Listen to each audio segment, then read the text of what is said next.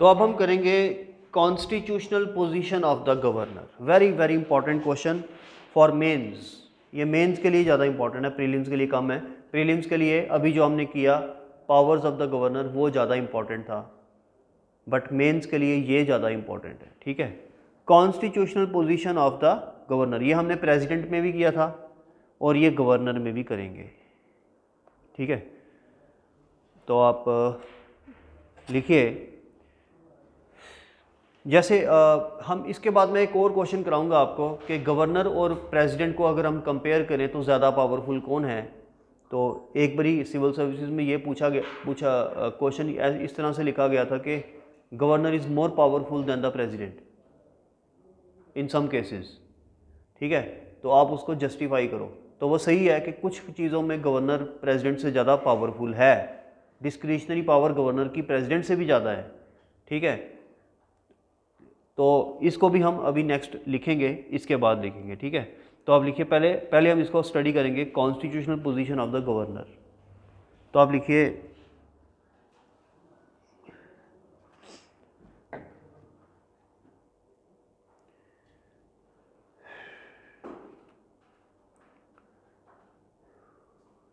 The governor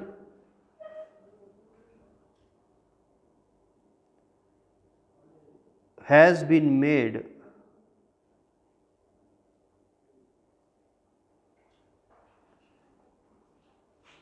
only a nominal executive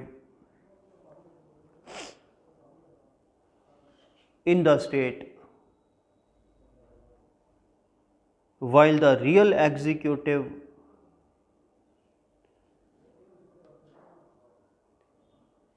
is the Council of Ministers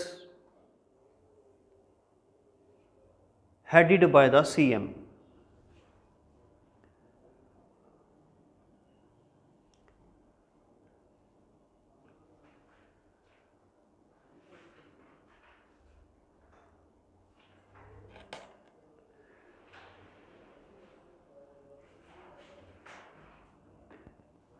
Therefore,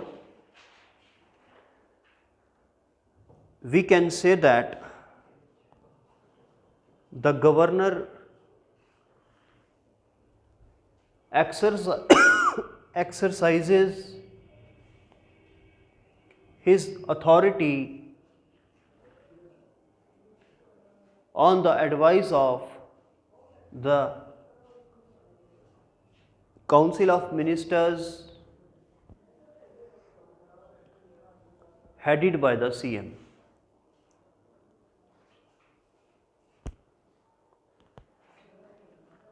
Except where he acts in his discretion.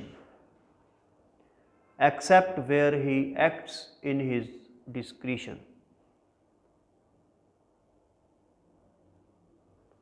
ठीक है, तो कहने का मतलब सबसे पहले हमारे इंडिया में पार्लियामेंट्री फॉर्म ऑफ गवर्नमेंट है, सेंटर में भी स्टेट में भी।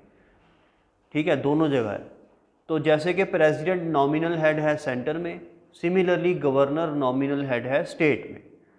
जैसे कि प्रेसिडेंट काम करता है on the advice of the council of ministers headed by the prime minister, similarly governor काम करता है on the advice of council of ministers headed by the chief minister. Except, दोनों के केस में, प्रेसिडेंट के केस में भी और गवर्नर के केस में भी, except where they act in their discretion. Discretion मतलब अपनी मर्जी से, ना कि किसी की एडवाइस से। तो वो डिस्क्रिशनरी पावर्स यहाँ पर बड़ी इंपॉर्टेंट बन जाती हैं, जिनको अभी हम देखेंगे। Next para,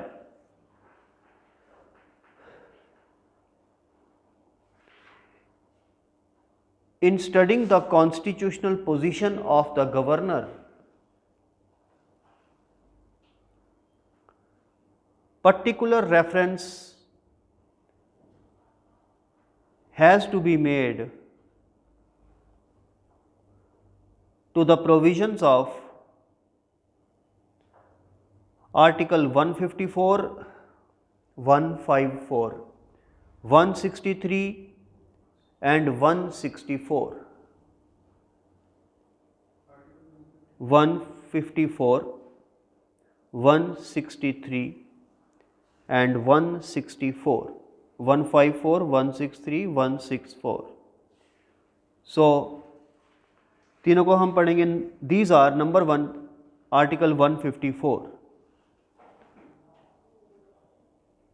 The executive power of the state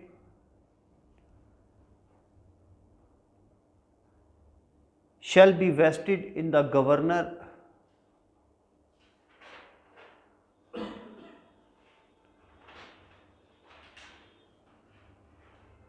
and shall be exercised by him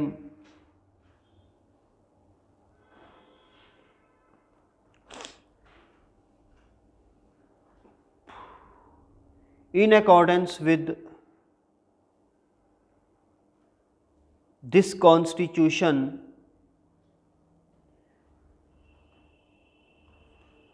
either directly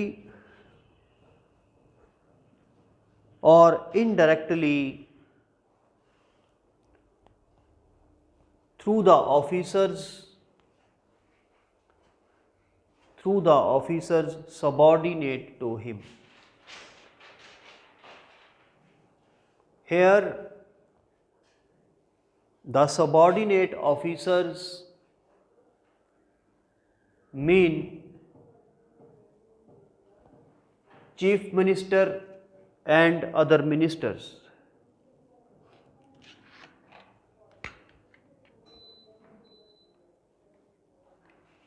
ठीक है, यह है आर्टिकल 154 के वो अपनी पावर को एक्सरसाइज करेगा विद और without the help of ministers. ठीक है. Number 2, second point, article 163.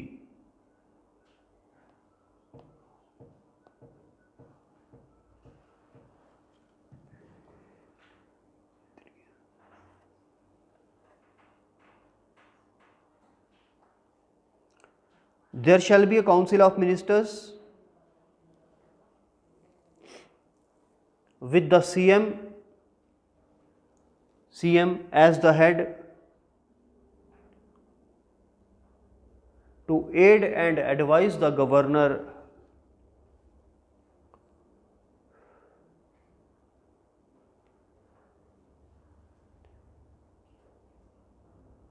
except where the governor acts in his discretion.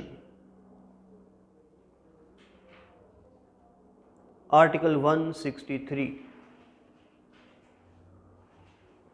तो आर्टिकल 163 एक तरह से गवर्नर को डिस्क्रिशनरी पावर दे रहा है.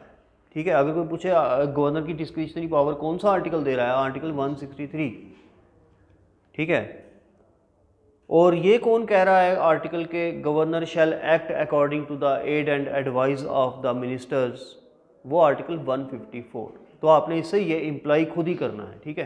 प्रीलिम्स में अगर ये पूछ लेगा कि which article says that governor shall act according to the advice, तो वो आर्टिकल 154 होगा.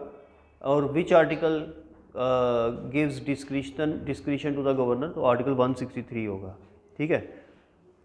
Next is article 164. The Council of Ministers shall be collectively responsible to, क्या आएगा, क्या आएगा,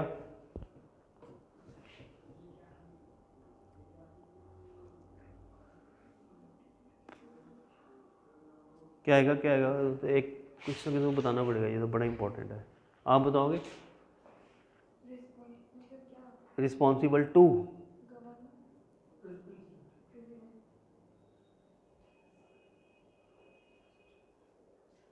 कोलेक्टिवली रिस्पॉन्सिबल टू. ये भी जब प्रेसिडेंट कर रहे थे तब भी सबने गलत किया था ये. हाँ, क्या, स्टेट लेजिस्लेचर. आप बताओगे. किरण, कि आपका नाम क्या है. हाँ, आप बताओगे. आप बताओगे? इसका आंसर है स्टेट लेजिस्लेचर। ये तब भी सबने गलत किया था, मैंने कहा था ये जब गवर्नर करेंगे फिर से लोग गलत करोगे। तो कलेक्टिवली रिस्पॉन्सिबल आपने जहां देखा तो स्टेट लेजिस्लेचर ही आएगा, ठीक है।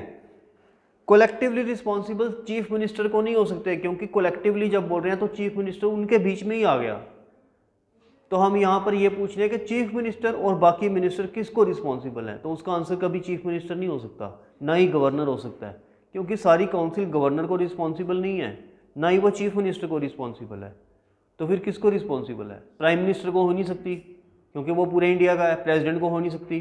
तो फिर स्टेट में कौन सी ऐसी अथॉरिटी है जिसको सारी council of minister including the chief minister collectively responsible है? कौन सी ऐसी अथॉरिटी हो सकती है? गवर्नर तो हो नहीं सकता, क्योंकि गवर्नर अपॉइंटेड है और चीफ मिनिस्टर इलेक्टेड है। तो इलेक्टेड बंदा अपॉइंटेड को कैसे कोलेक्टिवली रिस्पॉन्सिबल हो सकता है? हो सकता है कभी?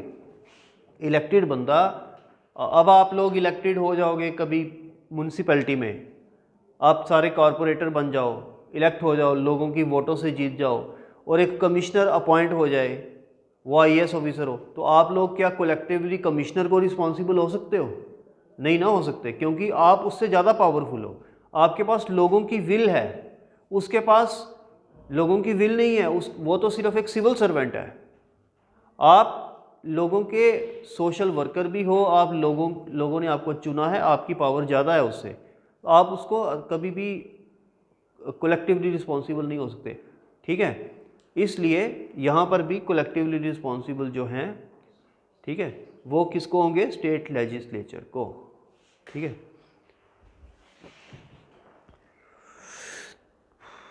तो स्टेट लेजिस्लेटिव असेंबली कर लो, क्योंकि जो फर्स्ट हाउस है, काउंसिल तो सिर्फ नाम की होती है, state legislature assembly of the state, ठीक है। This provision is the foundation of parliamentary system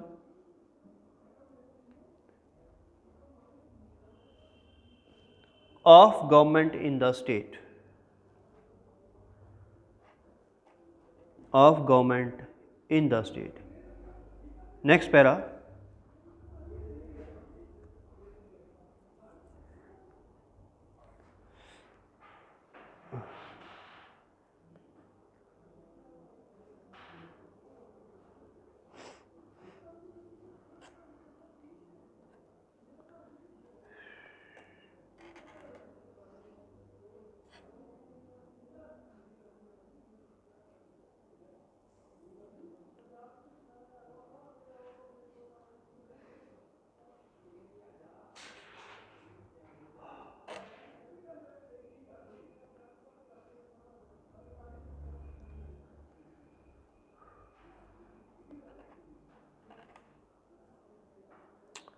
ये हो गया।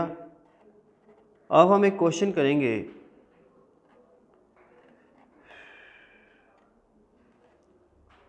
उसको हम 1-2 मिनट की ब्रेक लेंगे, उसके बाद वो लिखवाता हूँ क्वेश्चन, फिर हम वो करते हैं, ठीक है।